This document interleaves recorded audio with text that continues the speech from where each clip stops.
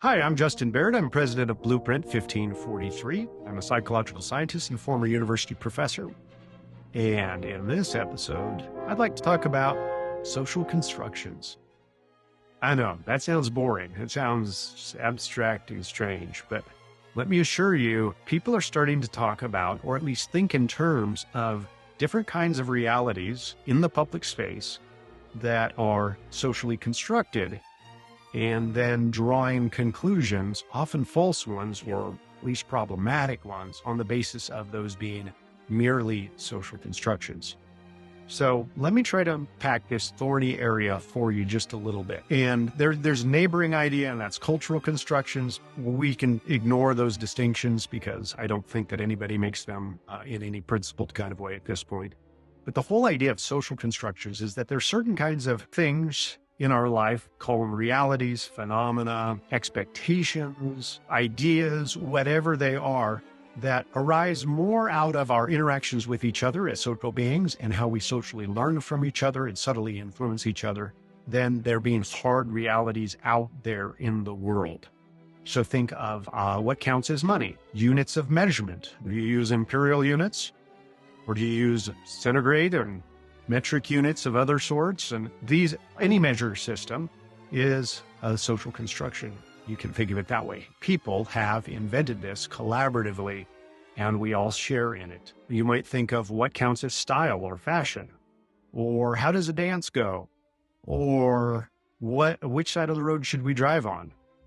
There's so many things that sort of govern our lives, that shape how we behave with each other, the scripts that we use for ordering food at a restaurant or any other kind of thing, that are these social constructions. But by calling them social constructions, a lot of people end up walking away with some misunderstandings about what that means, what it doesn't mean. So I want to try to clear up some of it. Now, the first thing that a lot of us don't realize and don't fully appreciate is that a lot of these things that you might call social constructions are not universals. And this is widely pointed out by scholars and lay people alike once they get a little bit of knowledge about these things, and they kind of get enthusiastic about it. So, your sense of beauty in one country might be different than in another country. The right way to eat with a fork and knife might be different in one country versus another country. Heck, what counts as disgusting table manners is different in different parts of the world. Why? Because table manners are social constructions or cultural constructions. And so periodically we need to be reminded that that person slurping their soup or whatever it is isn't disgusting, full stop. They're disgusting in our cultural context. Under our rules of engagement, that's disgusting. In a different place, it might not be. Or it might be. Hard to know sometimes. Maybe that person's disgusting everywhere. I don't know. But those are the types of things we have to check ourselves on. And usually our university professors are very enthusiastic about pointing these out to undergraduates, especially those who are studying the social sciences, that, your rules don't apply to everybody else. That's just a social construction. To be a little less exotic in our examples, you might think of what counts as a cuss word or, an expletive. Well, that has changed over time, and it changes by context. Even within specific cultures, there's some places you shouldn't use certain kinds of words, and other places it's perfectly acceptable and maybe even encouraged. Well, what makes for okay speech, what's a swear word and what isn't, is actually culturally constructed to a certain extent. That may be a surprise to some folks, but here's a crazy little one. It has sometimes been pointed out by biblical scholars that the Apostle Paul uses some pretty strong language at a certain point in one of his letters that makes the more conservative Christians a little bit uncomfortable to think about. That St. Paul would basically use the S word in referring to his past life. We can leave that aside. So what counts as a cuss word? Your manners counts as beauty, what counts as style. All of these things vary across cultures, and so we should be mindful of that and not be too harsh in judging other people by our standards. That's a perfectly good takeaway from this idea of cultural or social constructions. But there are three other areas that I think we need to think about where sometimes the idea of cultural construction makes some serious missteps, or social constructions. One of those is to make the leap that because there's certain flexibility and there's certain diversity amongst social constructions. Therefore, social constructions are entirely arbitrary and ultimately meaningless. Well, that's a mistake. And let me show you why that's a mistake. So take a social construction like the rules of the game of chess. Clearly, this is a culturally constructed type of thing. When we sit down to play a chess game, you and I, we agree to the basic rules of the game. But we're just agreeing to the rules of the game. They could have been otherwise. So there's some flexibility around that. But they're not infinitely flexible, or we're not playing chess anymore. Heck, we might not even be playing a game that's worth playing anymore if we're too arbitrary about the rules. So imagine that every 14th turn, the player who is missing the most pieces from the board gets to resurrect one of their pieces and put it anywhere on the board they like.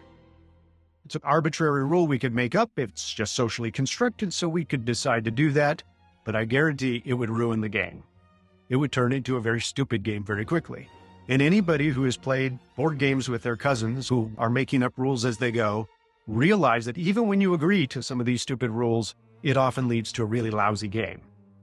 Because the rules don't cohere. They don't make sense together as a constellation of rules for a particular purpose, like a really satisfying, fair, competitive kind of social game. And so while there's flexibility among social constructions, that doesn't mean they're entirely arbitrary. Here's another example. Money. Money is a social construction. It happens to be one that's also politically and legally enforced. But initially, it wasn't. But that doesn't mean there weren't sort of rules. What do I mean by rules? Well, very quickly, you can figure out that if you try to be entirely arbitrary with money, it just doesn't work. So I remember playing this game as a kid. There are these plants that grew nearby that we called money trees. And, and playing with friends and stuff, we might pretend that these things, count as substitutes for real money. The leaves count as dollars, for instance.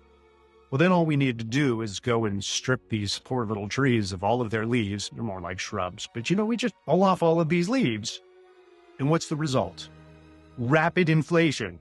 Everybody's got fistful of leaves, and suddenly our leaves are worthless. For that reason, people can't just decide, hey, this counts as money.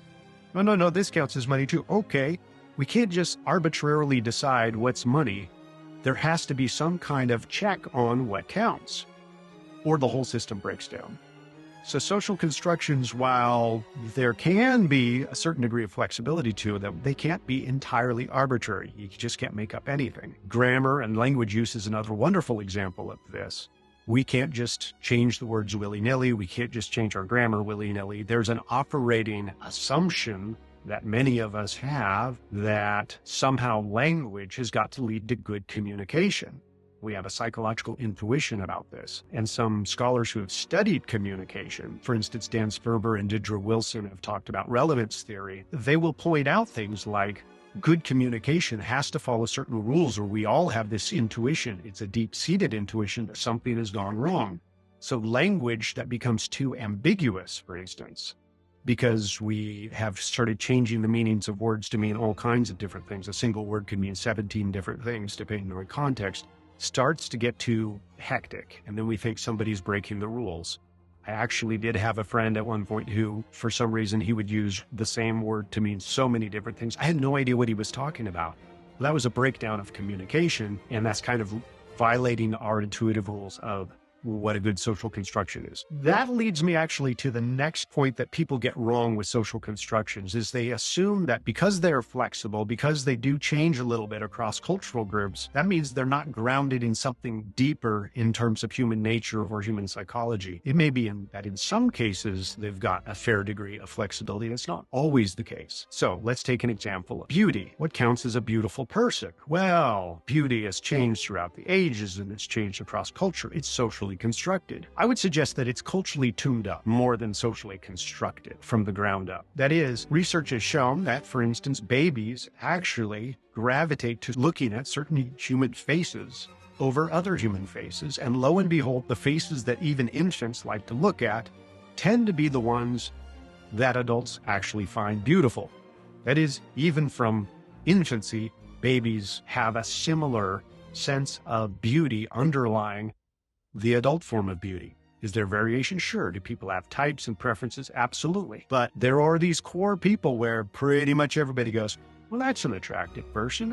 They look nice. And babies agree. Why am I bringing up babies? Because the babies weren't enculturated into this. It's not a social construction for the babies. And we can spin out other examples of that. The kinds of body shapes, for instance, that evolutionary psychologists have claimed that men are attracted to, while they vary across cultures, attracted to in women, they're not completely arbitrary. They seem to generally gravitate toward what are sometimes called the 2/3 rule, again, with some variation around this. That is, that men will find attractive women whose waist is 2/3 the size of their hips. Sometimes it's a little more than that. Sometimes it's a little less. That's where the cultural tuning up comes in. But by and large, there seems to be an intuitive tug. And the evolutionary psychologists would claim that it has something to do with being attracted to reproductive fitness. I mentioned the faces. It's been argued that finding great symmetry in our faces and bodies is also something that we intuitively find attractive. Why? As the story goes, because that's an indicator of good health and development in that person. So we don't have sort of lumps on one side of the face and not the other, and so forth and so on. So there may be, even in something that seems as arbitrary as beauty, some actual natural foundations that help anchor that. Disgust is another one of these mechanisms. I've talked about that in a previous video about disgust. That's anchored in certain kinds of psychological mechanisms that are deeper than social or cultural construction as well. I don't mean to disturb you, but another one of these examples would be incest taboos. Okay, so pretty much every culture's got incest taboos, but exactly what the incest taboos are, you know what I'm talking about, right? Like, you're not supposed to have sex with people who are too closely related to you. But what counts as too closely related to you actually varies over time. In fact, one of the shocking things, if you spend some time reading your Bible, is you'll see there's some weird stuff going on, especially in the Old Testament, in terms of who counts as a legitimate target for a wife by our contemporary standards. So Sarah and Abraham, for instance, Abraham notoriously passes off Sarah as his sister. Turns out she's his half-sister, if you read biblical text. So yeah, they were kind of closely related. That would be a taboo violation, an incest taboo violation in our day and age, but it wasn't then, apparently. And actually, most of global history, cousins were perfectly legitimate targets for marriage. It's sort of a newish thing, and it's still exclusive only to some cultures of the world that cousins are not. First cousins are not good targets for marrying. That's an incest taboo. Well, there's variability around this, but what seems to be deeply rooted in humans is you need to have one. You got to have incest taboos. It's not okay for full brothers and sisters to marry each other. It's not okay for fathers and daughters or mothers and sons or whomever to have relations. That's not okay. Everybody seems to have the intuition that we need to draw the line somewhere. Well, where does that intuition come from? That's an open question that researchers are looking at. My point in raising it is not to just gross you out, but to make the point that even things that seem to be, oh, well, that's a cultural or social construction, can have something a little deeper behind there. That might be part of our human nature, actually. So there are lots of examples of these sorts of things that psychologists and anthropologists of different sorts are uncovering and studying as we go. I've named a few ways in which identifying something as a social construction can lead to errors in thinking. One of those is failing to detect what's a social construction and thinking my social construction is a universal. Actually, a really common one in this day and age is for Americans to think where they draw the boundaries on racial categories is universal. That's an interesting one. Races are socially constructed, but in the sense of where the boundaries are, it seems to be a natural human propensity to sort of group people into ethnic or other kinds of clusters. But drawing racial boundaries, who's black, who's not, who's white, who's not, who's Asian, who's not, who's Latino, who's not, or whatever categories, well, those are tuned up in particular cultural environments.